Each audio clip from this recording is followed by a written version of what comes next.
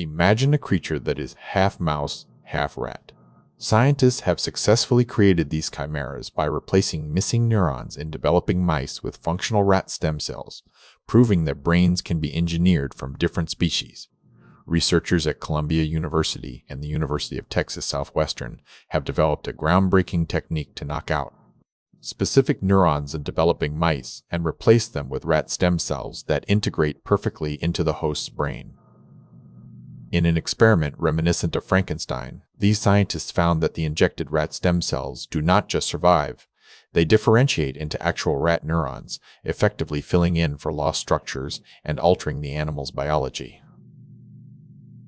The most shocking result is that these hybrid creatures can use the rat neurons to smell, allowing them to detect scents as a rat would, showcasing a direct transfer of sensory capabilities between two different rodent species.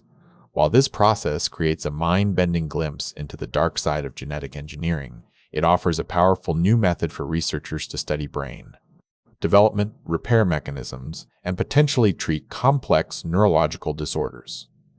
These studies reveal that the boundary between species is more fluid than we thought, as rat brain cells can seamlessly integrate into a mouse brain to perform specific tasks like scent detection and information processing.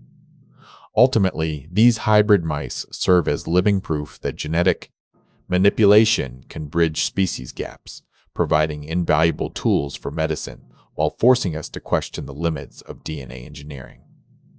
This technology opens doors to curing brain diseases, but it also challenges our understanding of life itself. What are your thoughts on the ethical limits of creating hybrid animals? Let me know in the comments below.